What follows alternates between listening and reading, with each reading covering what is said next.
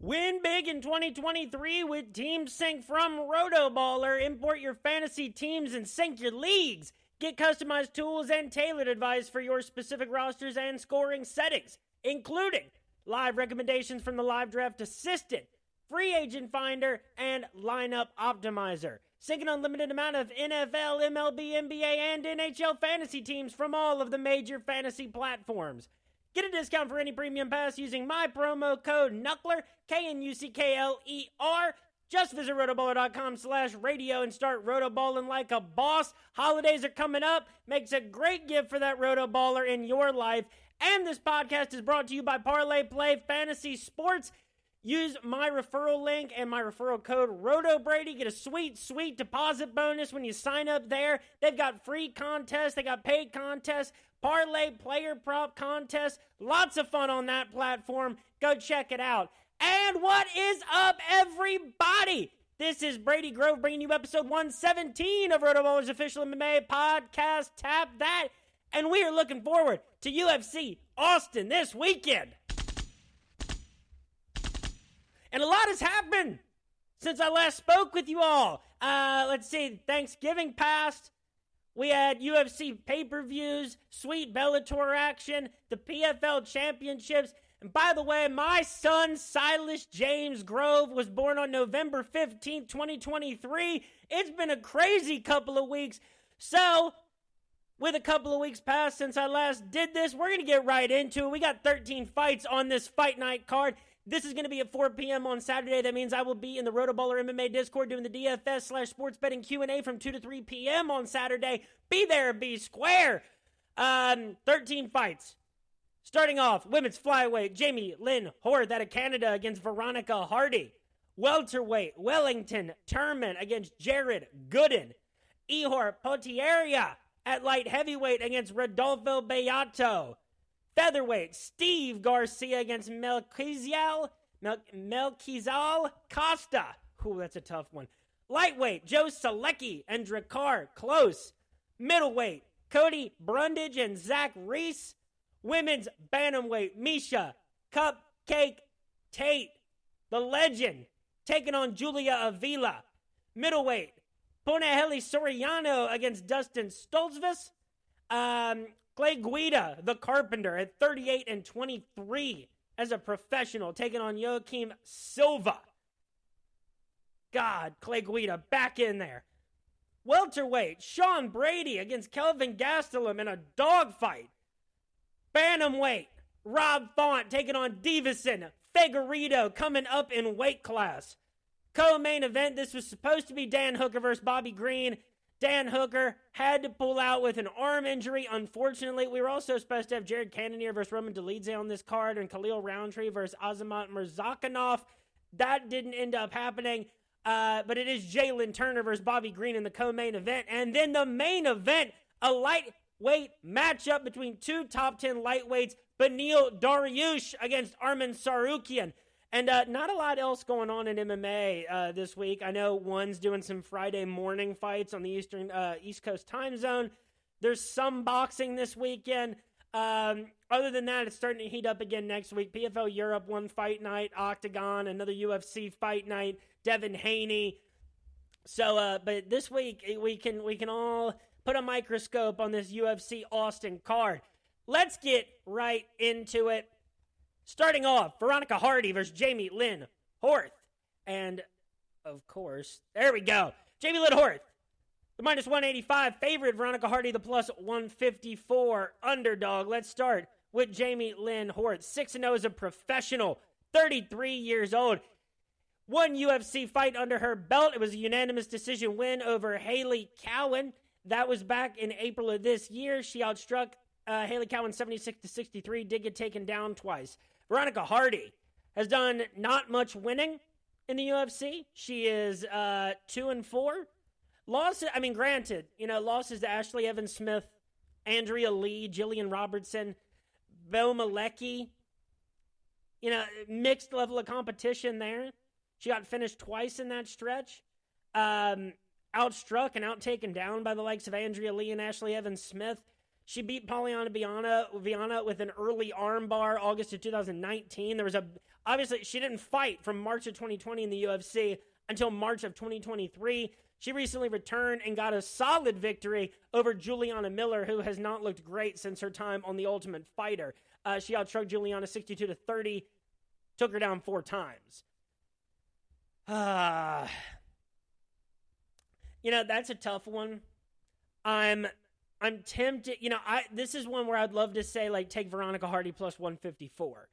But Juliana Miller has just, like, conceded a lot of takedowns. She got taken down. She didn't even get taken down by Luana Santos, and she got 4 takedowns against Brogan Walker. It's just like the Juliana Miller win should be the thing that makes me, like, gives me confidence in Veronica Hardy, but it doesn't. She is the younger of the two, I will say. Jamie Lynn Horth just has never lost. She's competed at a high level of competition, LFA, at least one fight. It's been a short professional career. I'm going to defer to the fact that I think that, even if I don't think Juliana Miller is going to have as much success being able to take Jamie Lynn Horth down, and I think Jamie Lynn Horth is going to be able to win the striking battle. So even if it's like Haley Cowan, and she gets 2 takedowns, maybe even keeps the striking a little bit close, I think Jamie Lynn Horth lands more strikes and strikes of a qualitative nature. So give me Jamie Lynn Horth to win. This fight, I think about maybe 65 times out of 100.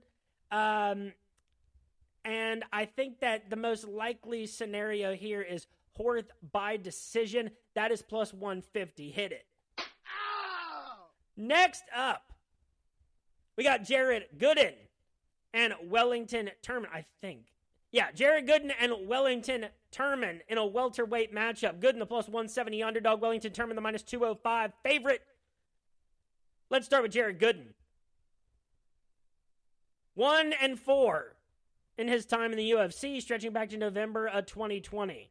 This is one of those where it's like, damn, how's this guy still in the UFC? His last fight was against Carlston Harris. He got taken down 5 times and outstruck 63-51. Lost a unanimous decision. That was his first fight since October of 2021. So losses also to Randy Brown, Abubakar Nurmagomedov, and Alan Jubin.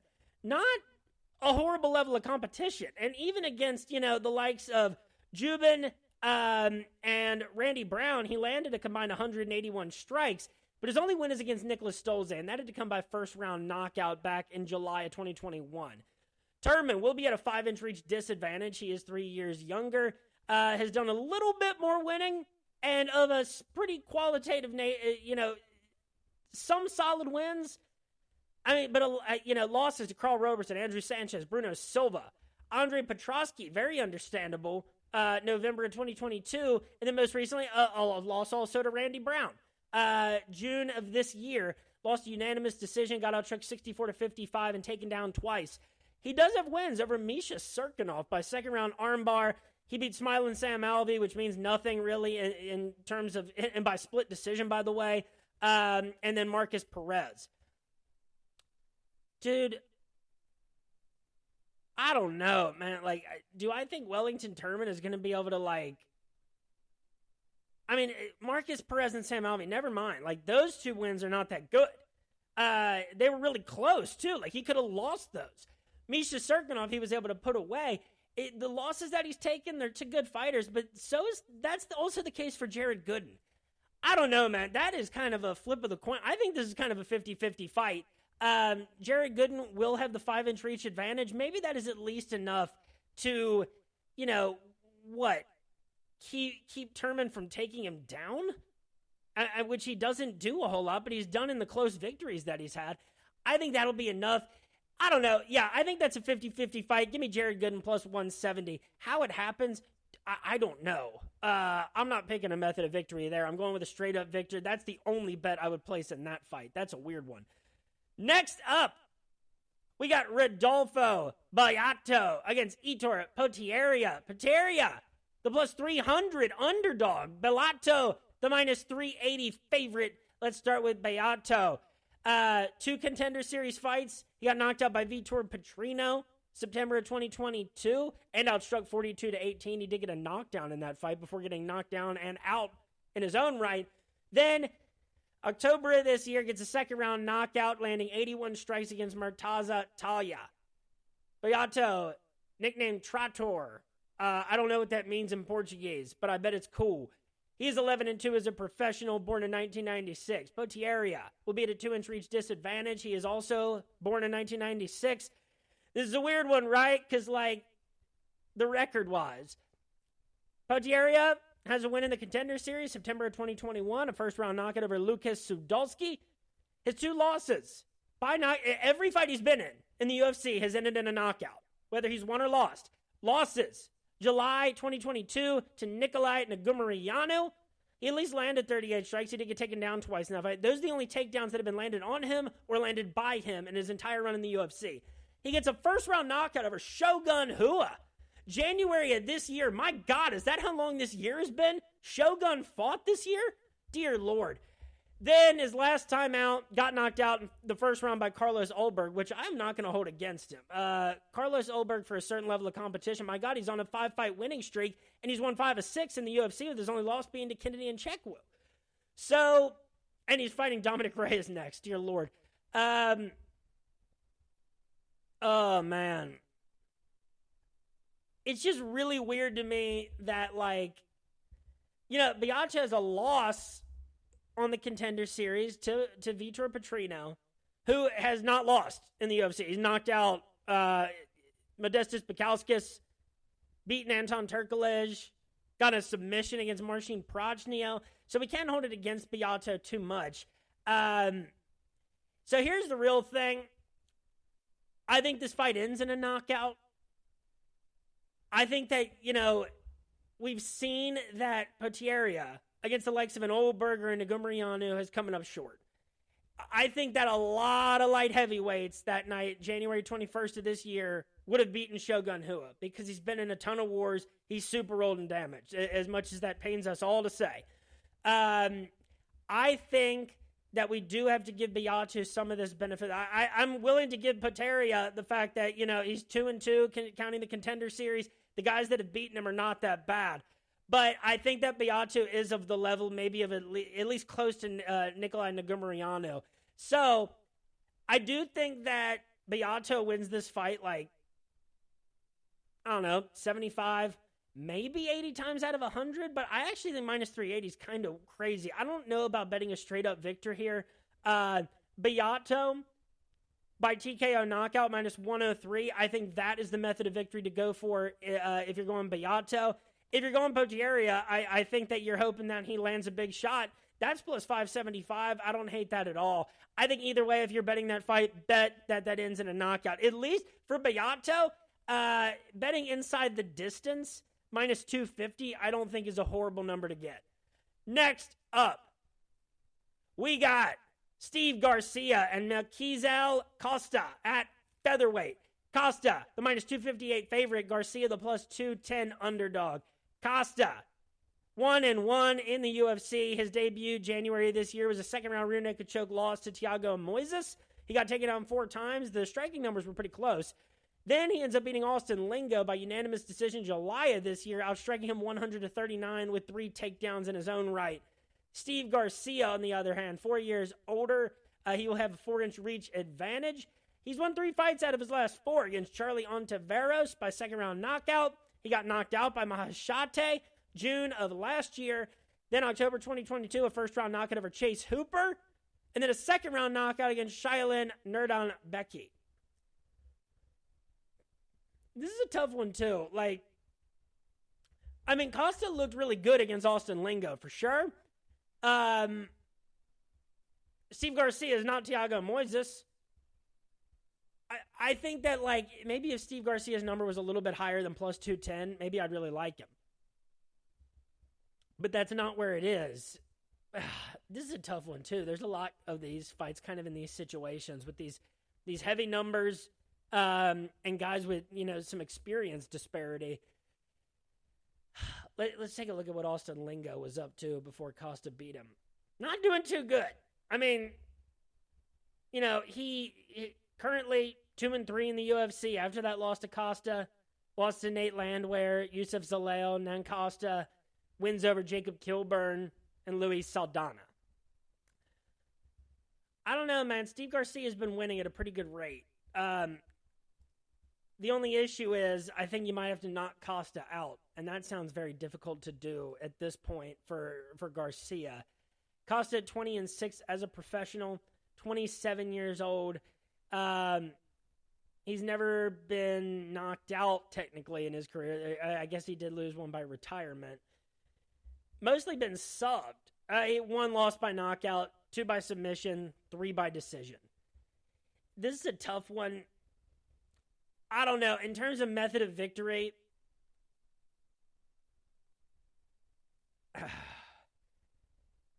maybe Costa by decision is maybe the smartest route of victory to go. I mean, Costa by decision is plus 275. I don't think that's horrible. Steve Garcia plus 210. I think maybe he wins like 30, 35 of these fights out of 100 minimum. It could even reach up to 40. Plus 210, I kind of like that number. Garcia by TKO knockout, plus 350. I don't hate that. I think there's a lot of options for this. It's just like, this is a card that I feel like you got to pick, the guys with the lower experience levels that are these heavy favorites. You could have a right feeling and a wrong feeling and end up getting them both wrong or both right. It's just, there's a lot of combinations here. But Garcia is on a good winning streak. The concern is that loss to Mahashate, and is Costa there yet? I think I'd still defer to Costa by decision, because a loss to Thiago Moises when he was at least performing well in the striking, where Steve Garcia is going to look to make his money in that fight, I think says enough. But God, that is a hard one to break down, I will say. Next up, a lightweight matchup between Drakkar Klose and Joe Solecki. This one is pretty closely handicapped. Solecki, plus 114. Excuse me. Drakkar Klose, the minus 135 favorite. Solecki has only lost once in the UFC. He is 6-1. With wins over James Wallace, that was in the Contender Series, Matt Wyman, Austin Hubbard, Jim Miller. His only loss was to Jared Gordon by split decision, October of 2021. Then a majority decision win over Alex De Silva and a second-round rear naked choke over Carl Deaton, February of this year. That was early in round 2, with only 3 combined strikes landed. Drakkar Klose, a little bit older, surprisingly. I don't know why that's surprising to me. He was born in 1988. They both have a 70-inch reach. Since July of 2018, because Drakkar Klose has been in the UFC since January 2017. Wins over Lando Veneta, Bobby Green, Christos Giagos, Brandon Jenkins, and most recently, July of 2022, Rafa Garcia. Outstriking him 61-34, landing 2 takedowns to Rafa's 3. And he outstruck Brandon Jenkins 76-18 with 2 takedowns and 2 knockdowns and round to a second-round knockout.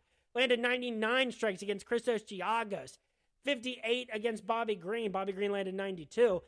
The only question, for DFS purposes is does Solecki's style negate a little bit of Klose's ability to score well? Possibly. But you know what? Drakkar Klose's only loss in that stretch of time, it was back in March of 2020, Bino Dariush by second-round knockout. Only 2 of his fights have not gone the distance. Solecki had a lot of fights go the distance as well. The only ones that haven't have been by submission. The only ones for Klose that didn't were by knockout. I think that the most reasonable choice here, because I think that you could bet both of them straight up, and I don't think that's horrible. I think Drakkar Klose wins 55-60 of these out of 100. So at my own minus 135, hit it. Ow! And Joe Solecki at plus 114. If that was a bigger number, if that was like plus 135, I might like that a lot more, just because of a little bit more activity recently. But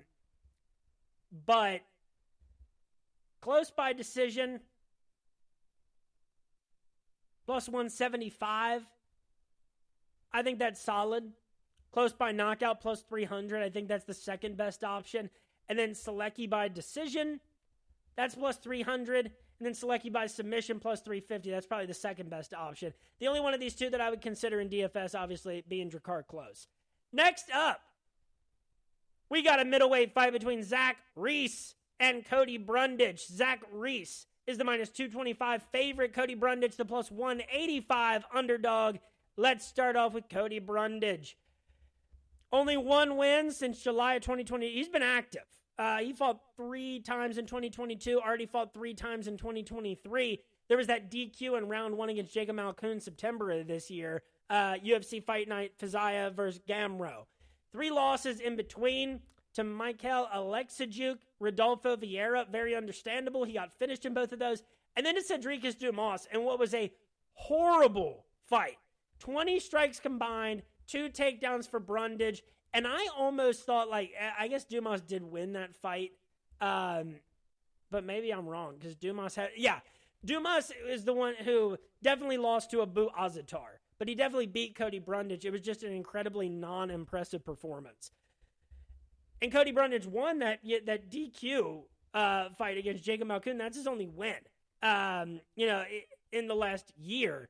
Now, going back to 2022, 2 wins by first-round finish, a guillotine over Dolce Lugiambula, and a first-round knockout over Tresean Gore. It's weird because, the mixture of competition that had beaten William Knight, Nick Maximoff, Alexijuk, Vieira, Dumas, which really bothers me. A win against Tresean Gore, which should mean more than it does because Tresean has not looked like the guy that we thought he was going to be on The Ultimate Fighter. And then Dolce, a guy that I like but really consistently underperforms in the UFC. Next, and his opponent, Zach Reese, 77-inch reach, born in 1994. First round armbar win in the Contender Series against Eli Aronoff. Reese 6-0 as a professional. Ranked currently the 121st best middleweight fighter in the world.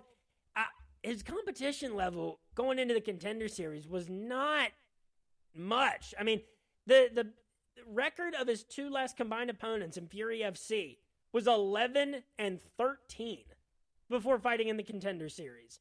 Then his opponent's combined record in the 3 fights before that, 0. No, it was 1-1 basically. 3 fights combined, and then hilariously, his first fight as an amateur back in 2012 was a unanimous decision loss to Kevin Holland. That's just funny.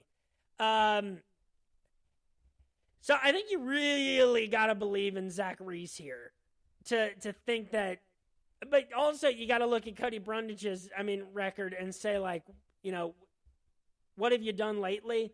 Not a whole lot.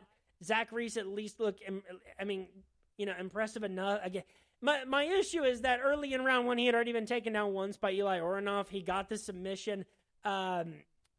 Reese, as a pro, his victories have been 4 knockouts, 2 submissions, 0 wins by decision. Brundage, has only been subbed once, and that was by Rodolfo Vieira.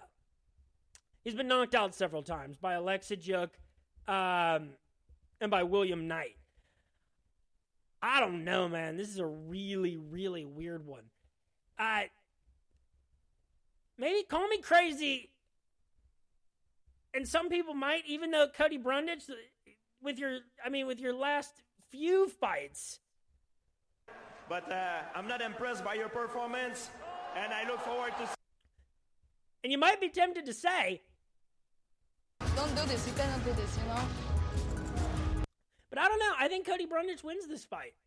This might be a 50-50 matchup with a standard deviation of about 5. Maybe wins 45-55. Either way, give me plus 185 for Cody Brundage straight up. I don't know about a method of victory here. Cody Brundage has won kind of all over the board. He's lost all over the board. This is one where I don't even want a method of victory. I think if you're going with a method of victory, then I think you go Zach Reese inside the distance. You're getting that at minus 188. So method of victory, sure. I think if you're going in DFS, I think you'd have to go Reese, and you have to bet on a finish because Cody Brundage has the ability to kind of slow fights down a bit to his pace. Just kind of like Cedricus Dumas does, if he doesn't finish it. So I don't know. Another weird one.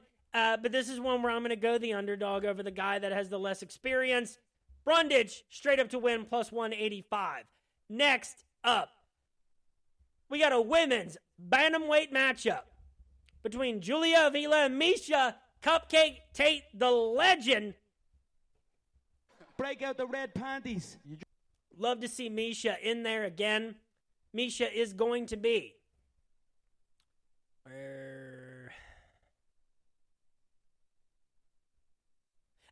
she is a plus 120 underdog. Avila the minus 142 favorite. Let's start with Miesha Tate.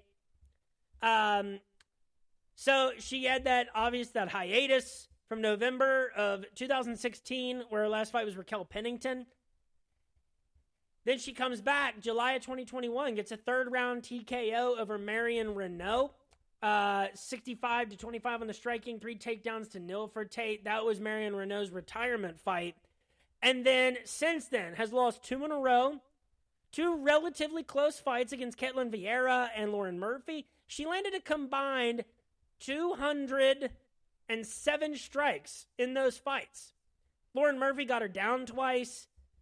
She took Ketlin Vieira down once. She lost both of those by unanimous decision. They were both close fights, though. And one was a 5-rounder. I think, that's just tough. Especially because Miesha Tate, when you it doesn't matter how old you are. When you come out of retirement after a 5-year gap and you're a former champion, you have to take on, people who are still around that, top 15, top 10 level. That's a really tough, spot to jump into. And I think she's performed really admirably since coming back. The activity level certainly hasn't been there. And 2 losses to opponents that you'd hope that she'd be able to beat if she was going to make some sort of run at this point. Julia Avila, born in 1988, not even that much younger. And Avila has a 3-inch reach advantage. And this is kind of the issue, too, is that, Avila, her wins are good, not 2 finishes against Gina Mazzani and Julia Stoliarenko, a knockout and a third-round rear naked choke. Her last fight was in June of 2021. She got that rear naked choke against Julia Stoliarenko, June of 2021. Outstruck her 48-40, 1 takedown each. She had a loss to Sijara Eubanks, September of 2020. This is how long ago we're talking about in the UFC for Julia Avila.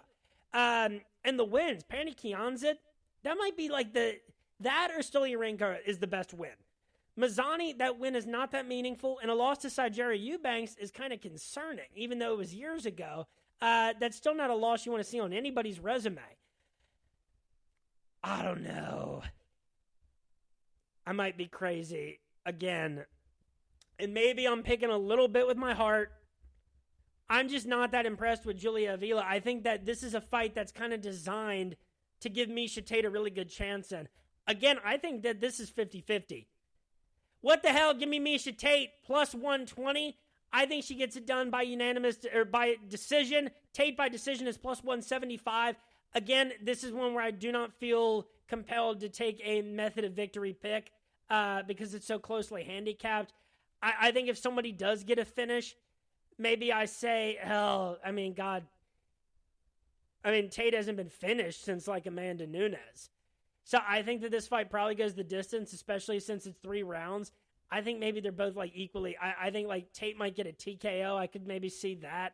I don't know. I think this fight goes the distance. What the hell am I talking about? And that's Tate by decision plus 175. But just give me Tate straight up plus 120. Next up, we got a middleweight matchup between Punahele Soriano and Dustin Stoltzfus. Soriano is the minus 310 favorite. Stoltzfus the plus 250 underdog. Let's start with Punahele Soriano. Loser of 3 of his last 4 fights. He came into the UFC on a 3-fight winning streak, including a Contender Series matchup. Granted, that was a win over Jamie Pickett. Outstruck him 47-36, 3 takedowns. Beat Oscar Piachota and Dusko Todorovic. Then losses. The losses are to pretty good fighters. Brendan Allen. Outstruck him 94-66. A split decision loss to Nick Maximoff, who won that fight because he got 11 takedowns. Most recently, January of this year, he got knocked out in the second round by Roman Kopylov. Kopylov did piece him up 82-39 and took him down once. His only win since January 2021 is Dolce Lungiambula. A theme for tonight is wins over Dolce. He got a knockdown. It led to a second-round knockout. He outstruck him 17-11, so it was not a high-volume striking matchup. He did get taken down twice. Stoltzfus, born in 1991, he will have a 3-inch reach advantage. He hasn't been doing great in his own right either. He has a Contender Series win over Joe Pyfer.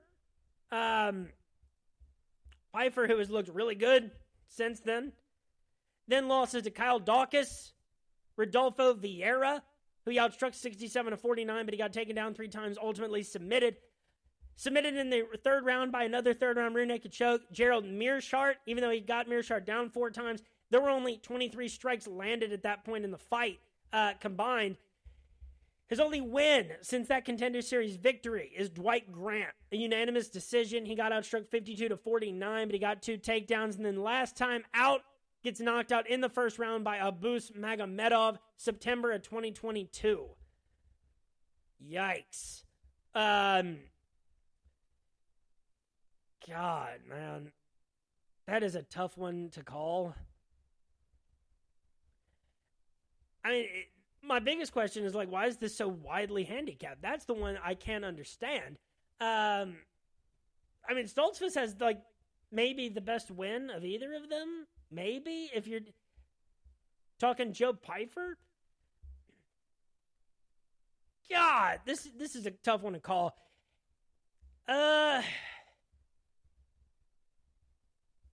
Knocked out in the first round, Dustin Stoltzfus. He's kind of been on a downward trend.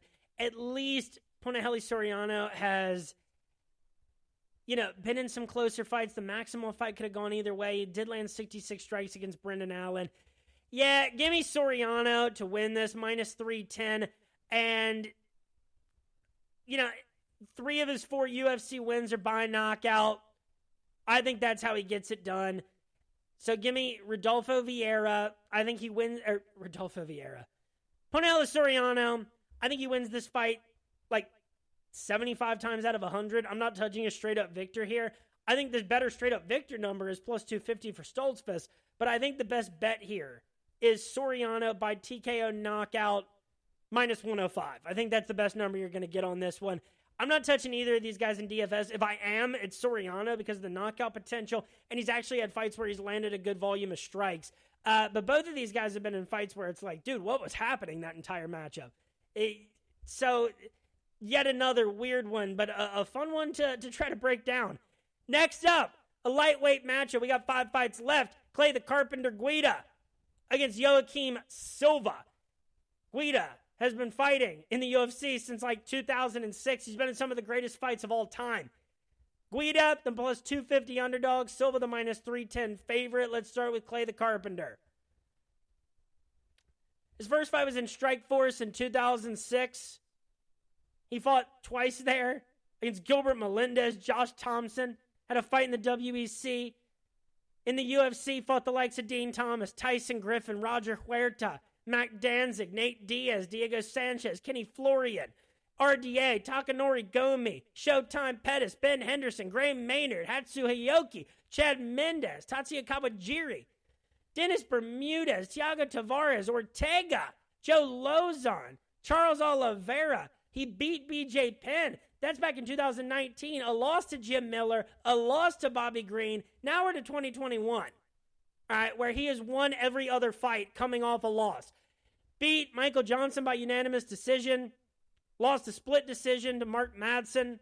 Got a rear naked choke over Leonardo Santos. Lost a first-round knee bar to Claudio Puelles, April of 2022. Got a split decision victory due to 4 takedowns and really close striking numbers against Scott Holtzman, December of last year. And then, April of this year, unanimous decision loss. He got absolutely pieced up by Rafa Garcia, 141-63 in the striking. By the way, he was born in 1981. Joaquim Silva, born in 1989, has actually done more losing lately. It's been probably, again, level of competition. It's subjective because Clay Guida fights a very specific kind of fighter. And, I mean, activity level, Clay Guida's actually been doing better.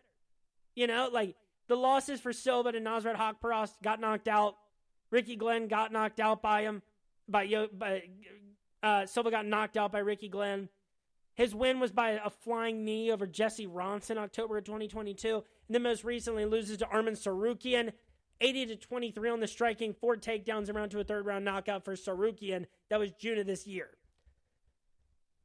Before then, I mean, at least he landed 95 strikes against Jared Gordon in round 2, a third-round knockout. God, this is a tough one to call. The problem is, like, Silva hasn't been submitted. His fights sometimes go the distance. A lot of these have ended by knockout. And I don't think that that's what Clay Guida is going to do to him. And I don't know if Clay Guida is going to be able to match Joaquim Silva's striking volume. I think at most we see Clay Guida maybe land 60-something strikes, maybe 70, while, you know, Silva, I think, has the potential to land,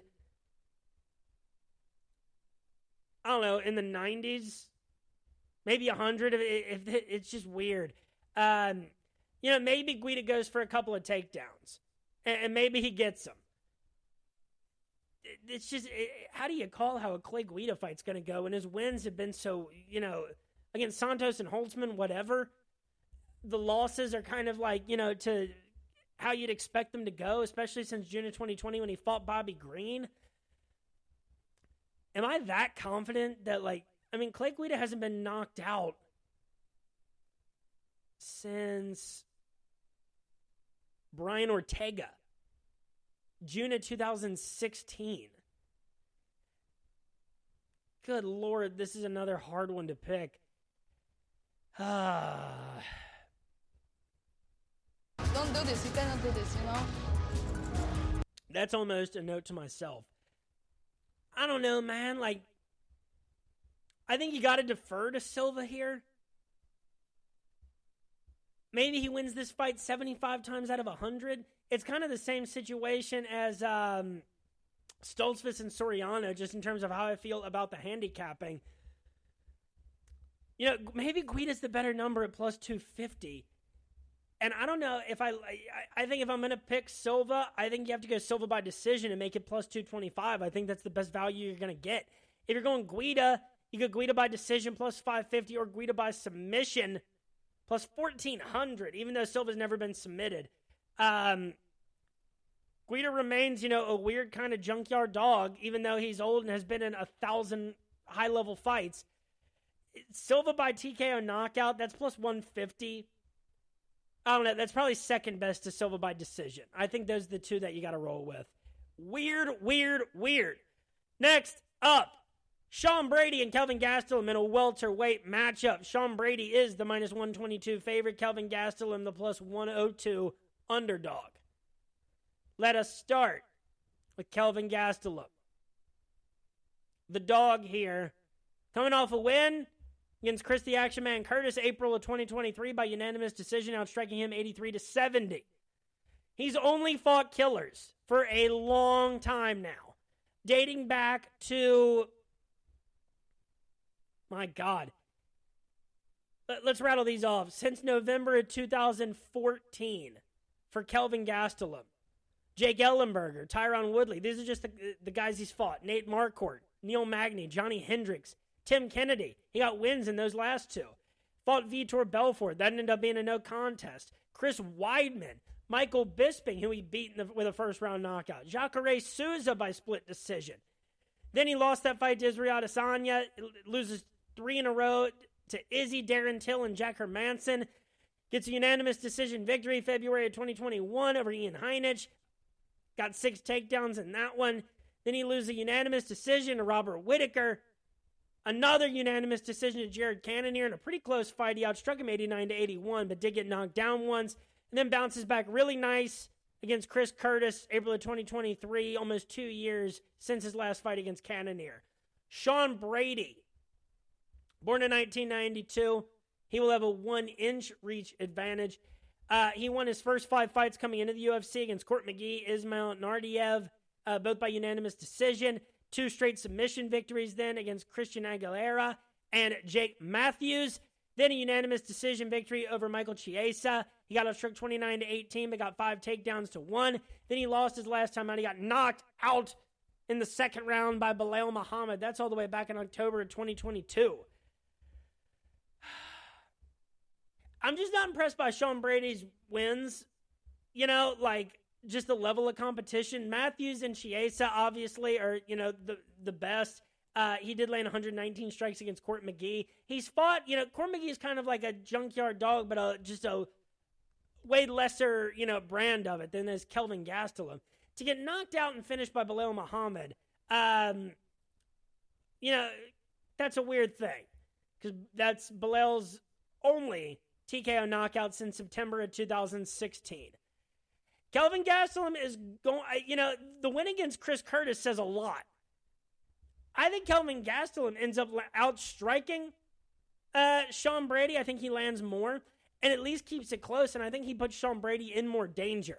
You know, Sean Brady has landed, you know, upwards of 2, 4, 5 takedowns in past fights. Kelvin Gastelum, he got taken down 4 times by Robert Whittaker. That is gonna, and 7 times by Chris Weidman. You know, that's happened to him before. That's going to be what Sean Brady needs to do. I just don't know if he's going to be able to do that with Kelvin Gastelum down at welterweight. So, 50-50 fight, maybe even 55 out of 100 for Kelvin Gastelum. Give me Gastelum plus 102. Hit it. As far as route to victory, I think you give me Kelvin Gastelum by decision. That is plus 275. Sean Brady by decision is plus 275. I think that's probably the second best option. Because I don't, you know, I don't see him being able to finish. You know, maybe he gets a submission like Jack Hermanson did. Sean Brady by submission plus 300. I probably like Brady by decision more, but I'm rolling with Kelvin Gastelum here in this welterweight matchup. Next up, and we got 3 fights to go. Rob Font versus Deiveson Figueiredo. Break out the red panties. You can make this the main event, and I don't think anybody would be disappointed. Deiveson Figueiredo coming up to bantamweight. He is the plus 114 underdog. Rob Font, the minus 135 favorite. Let's start with Rob Font. You know, it's like, at one point, I thought it was very possible. It was after the Cody Garbrandt win. And when he was on a 4-fight winning streak against Sergio Pettis, he landed 111 strikes, 90 strikes against Ricky Simone, finishes Marlon Moraes in the first round, and then lands 176 strikes against Cody Garbrandt, winning these fights by decision, even though he got taken down 3-6 one time, you know, by, you know, Pettis, Simone, and Garbrandt. Then, you know, gets beat by Jose Aldo December of 2021, even though he landed 149 strikes to Aldo's 86. He got knocked down twice. He did land a takedown. He lost a unanimous decision to Marlon Chito Vera, even though he got knocked down 3 times, and he landed 271 strikes in the main event to Chito's 159. And those numbers are crazy. How can you land a combined 420 strikes across 2 fights and lose both by unanimous decision? You get knocked down 5 times. That's how. And Chito Vera has that ability to get way outlanded and just do enough damage at the right points to kind of end up in the right spot on the judges' scorecards. So really weird, but like good for DFS, you know, unless he's fighting a guy like Corey Sandhagen. Now, in between, he got a first-round knockout over Adrian Yanez April of this year. That was a nice bounce-back spot for him. But then Corey Sandhagen, the guy who very well might be still the best bantamweight in the world, even though that belt has continued to elude him, Font got finished by unanimous decision, outstruck 34-9, taken down 7 times to 1 by Corey Sandhagen. It was a dominating performance by Corey. Then we got Deiveson Figueiredo. He will be at a 3-inch reach disadvantage. Born in 1987. Former flyweight champion. Coming off a loss to Brandon Moreno at the beginning of this year. They fought 4 times. If you missed those 4 matchups, they were awesome. He had a great run. The wins over Alexander Pantoja, Tim Elliott, Joseph Benavidez. Benavidez again for the belt. Alex Perez by, the first round submission. Then he had to fight Moreno all these 4 times in a row. Getting the win once. The first one was the draw, where he landed 137 strikes. He got subbed by Moreno in the second fight, knocked out this most recent one January of this year. And his most recent fight before then had been the win January of 2022. So there was a year in between those 2 matchups. God, how do you call this one?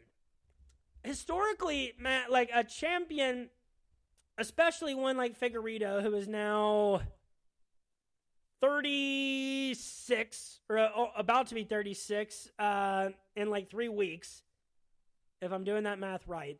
Coming up a weight class, I don't like that at all. From a historical perspective, I love Davison Figueiredo. He always was a big flyweight. Rob Font, though, I still have to give him the credit of, the guys he's lost to, when you land, like I said, 420 strikes against Aldo and Vera, you bounce back against a guy like Yanez April of this year, and then, that the loss you're coming off of is a guy that a lot of people out there think that Corey Sandhagen is the best bantamweight in the world. Give me Rob Font. I think that, Font probably wins this fight 60, maybe 65 times out of 100. I could be proven devastatingly wrong here. But we have a weird sample size with Figueiredo where we've only seen him fight one guy in the last 4 fights, and that dates all the way back to December of 2020. He's only fought Brandon Moreno since December of 2020. Wild. So, give me Rob Font 60 to 65 times out of 100, minus 135. Hit it. And give me Rob Font by decision, plus 175. I think that if you're going to take someone inside the distance, I guess you go Figueiredo. I think you just go inside the distance because maybe he looks great at bantamweight. And I think that if he does, and if he still has a little bit of time left in him, I think that this finish could come from any place because we've seen Font get knocked down a lot of times. So whatever. Figueiredo inside the distance, plus 250. I don't hate that, but I prefer Font by decision, plus 175. Next up, we are to the co-main event of the evening.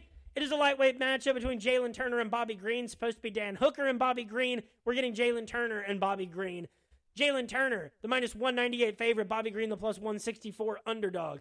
Jalen Turner, coming off 2 straight losses to Matus Gamrot by split decision, where he outlanded him 40-29, got a knockdown, but got taken down 4 times, and then a split decision loss to Dan Hooker, who outstruck him 125-100. He got a takedown against Hooker, but got knocked down against Dan Hooker. He was on a 5-fight winning streak before that against the likes of Josh Kulabau, Brock Weaver, Uros Medic, Jamie Malarkey, and Brad Rydell. He finished every single one of those fights. Bobby Green, the legend, 9 years older than Jalen Turner. He'll be at a 6-inch reach disadvantage. A lot of people will be at a big reach disadvantage against Jalen Turner. Bobby Green coming off 2 straight victories against Tony Ferguson by third-round arm triangle, and Grant Dawson October of this year by first-round knockout. Had us all shocked. He was probably maybe on his way to a victory against Jared Gordon April of this year. He had the losses to Drew Dober and Islam Makhachev in between. Again, this is a guy that's been around for a long time. He's fought a ton of people. Even back to the Strike Force and the Affliction days. He fought Dan Lozon January in 2019 in Affliction Day of Reckoning. Fought the likes of, Edson Barbosa, Dustin Poirier, Clay Guida, Thiago Moises, Rafael Fiziev, Al Quinton, Nasrat Haqparas. Do I need to say it? Do we all need to talk about how this might go? Jalen Turner lost this dogfight to Dan Hooker. It might take a little bit more power, but Bobby Green is just smooth. And he looks like he's getting better. It doesn't make any sense. Bobby Green isn't going to get the takedowns that Gamrot got, but this striking numbers will be close. I like both of these guys for the purposes of DFS. I think that there is going to be triple-digit strikes landed by both of these guys en route to a 3-round, a battle. Even if Bobby Green only wins 45 to 50 of these out of 100. Give me Bobby Green plus 164. Give me Bobby Green by decision. That is plus 400. Hit it all day. At this point, I've gotten burned way too much not riding with Bobby Green. I'll give him one against Jalen Turner. Because Bobby Green just caught a guy that everybody was looking for Grant Dawson past Bobby Green. Are they doing that here? It's hard to say. Jalen Turner is the one that hopped in on late notice. I think Bobby Green's going to be ready for anything. As far as Jalen Turner, I think that if you're going Jalen Turner, I think you go inside the distance, maybe even by TKO knockout. That is plus 250. I don't hate that at all. I think that's the second best method of victory pick. And then I'd probably go like Turner by TKO knockout, or by Turner by decision is probably my third favorite one, plus 250. But I'm riding with Bobby Green. I think both these guys are going to be really live plays in DFS. And folks, we are on to the main event of the evening. Break out the red panties. According to Tapology.com, this is the number 3 lightweight in the world, Beneil Dariush, who's the plus 250 underdog, taking on the minus 310 favorite, Arman Tsarukyan, who according to Tapology is the number 8 lightweight in the world. Let's start with Arman Tsarukyan. So, since July of 2019, he's 7-1 in the UFC. Wins over Matt Frivola. He landed 10 takedowns against him. Got a first-round knockout over Christos Giagos. A second-round knockout against Joel Alvarez, February 2022. Lost a unanimous decision to Mateusz Gamrot back in June of 2022 that I thought Arman won, even though it was a unanimous decision loss. He outstruck Mateusz 95-81. He did get taken down 6 times, but he did get the knockdown too. I had that scored for Arman Tsarukyan 29-28. Actually, that was I think I had it 48-47 because that was the main event of UFC Fight Night. Then the unanimous decision victory over Damir Ismagulov. He got outstruck 36-34, but landed 7 takedowns. That was December of 2022. And then June of this year, knocks out Joaquim Silva in round 3, outstriking him 80-23 with 4 takedowns in his own right. Born in 1996, by the way. Beneil Dariush, born in 1989. This is funny, too, how quickly we forget how good Beneil Dariush, how much we were in love with this guy, and how we thought he was going to miss his opportunity. Starting in November 2018, he rattled off 8 straight victories. And, you know, he was kind of close to being on the ropes because he had 2 losses and a draw against Edson Barbosa, Evan Dunham, remember that guy, and Alex Hernandez. Then wins over Thiago Moises, Drew Dober, Frank Camacho, Ricard Close, Scott Holtzman, Diego Ferreira, Tony Ferguson, the fight that really put people on notice, and it felt like that was a dominating victory for Beneil Dariush, and in my memory it was, but it was only 23-15 on the striking with 3 takedowns for Beneil. Then gets a unanimous decision victory over Mateusz Gamrot, outstrikes him 59-33, gets taken down 4 times, but he did land a knockdown. And then last time out, June of this year, gets knocked out in the first round by Charles Do Bronx Oliveira. Got outstruck 26-12 and got knocked down and route to the first round knockout for Charles Oliveira. Am I... like... what... It just seems crazy to have this so widely handicapped. Beneil is older, sure. That knockout at the hands of Charles Oliveira, one, that's to the guy that a lot of people still think might be like the best lightweight in the world. Obviously, there's going to be a lot of continued debate on that until that Islam fight happens again. We can only hope. But he loses once to Charles Oliveira, and now we're ready to move on to Arman Tsarukyan, whose last win came against Joaquim Silva, who has lost 3 of his last 4. That doesn't make a lot of sense to me. Damir Ismagulov, a guy that I like, has now lost 2 in a row once he jumped up to a bit of a higher level of competition. And, Arman did allow that fight to get, he got taken down 6 times by Mateusz Gamrot. That's a fight that, is going to end up close on the judges' scorecards no matter what. Really close one to call. I think that this fight should be a little closer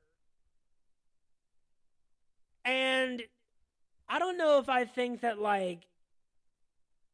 Beneil's been knocked out before. Do I think Arman knocks him out? I don't know. That's a hard one to say because Arman's knockouts have come against a much lower level of competition. Beneil got knocked out by Charles Oliveira, Alexander Hernandez, and Edson Barbosa. That's going back a pretty long way. He did get knocked out by Ramsey Najim April of 2014. That's a throwback. I don't even know how to call the method of victory here. I think that if I'm calling a win for Beneil Dariush, I say that Dariush wins this by decision. And by the way, if I'm taking one of these guys in DFS, I'm taking Arman. Because we've seen him land higher volume stuff. We've seen his activity level, both in the takedowns and the striking, be higher in his fights of late. And I think he's the most likely of the two to get a finish. Sarukian, or Dariush by decision, plus 550. I think that's the best pick for him. As far as Arman, TKO knockout plus 130, not horrible. Sarukian by decision plus 200. Maybe that's how it goes. I don't know if I think Beneil gets knocked out by Arman Sarukian. How many fights do I think Beneil Dariush wins out of 100? Oh, God. I can't give him less than 40 based on these two guys' record. I have to see more of a degradation for Beneil Dariush and a loss to a guy not named Charles Oliveira after an 8-fight winning streak. Beneil Dariush might not be the best lightweight in the world, but he still might be a little bit better than Arman Sarukian. And I just wish that Sarukian, after the Matus Gamrot fight, and after the Demir's Magalov win, I would just like to see him against someone better than Joaquim Silva. I don't know if that one was his fault, that matchup ended up being like that. I kind of forget, but that just doesn't tell me a whole lot. So I can't give Beneil Dariush less than 40 here. So Dariush plus 250, I don't hate it at all. Method of victory, yeah, like I already said, these are all so many tough fights to kind of break down. There's so many differences in how these guys are coming into these fights respectively. Yeah, I think you do have to, I don't know as much if I want to touch a straight up victor here. I think that if I'm if I'm going with Dariush, method of victory by decision. But I think that to make this one worthwhile, you're gonna want to pick one of an Arman Sarukian method of victory between TKO, knockout, and decision. So I would go Arman by decision plus 200. That's my pick there. Hit it, but God, I'm going to be real careful about what wagers I actually place this weekend. So here's a slap noise. And folks, that is it for episode 117 of RotoBallers Official MMA Podcast. Tap that. Thanks for being here with me. I had that hiatus because of the birth of my wonderful son. Glad to be back. I'm glad to have you all listening. Glad to have the UFC back. We had some great MMA action in between. Again, the card starts at 4 p.m. on Saturday. That means I will be in the RotoBaller MMA Discord from 2 to 3 p.m. on Saturday. Follow me on Twitter at RotoBrady. That's where I make picks for all major MMA events, major boxing events, PFL, Bellator 1, Ryzen, LFA, Cage Warriors, Cage Fury. That's where I make picks for it. Follow the podcast at Tap That MMA Podcast on Spotify, the Facebook page, and the YouTube channel. Hopefully more interludes episodes will be coming as the holidays approach and breaking into 2024. We are entering the home stretch of the UFC and MMA action in the year 2023. Let's get back to some winning ways. And shout out to favorite Tap That guest, Ilyas Mamadaliev, who has a fight coming up December 16th, Saturday in Columbus, Ohio at the Columbus Athenaeum. He's taking on Daniel Boyle or Boyle. Don't know how to pronounce his name. They have a combined record of 8-3. Hopefully I'll be able to make it out to that one. Shout out to my man Ilyas. Folks, have yourselves a great week and enjoy these fights. Thanks for listening. Peace.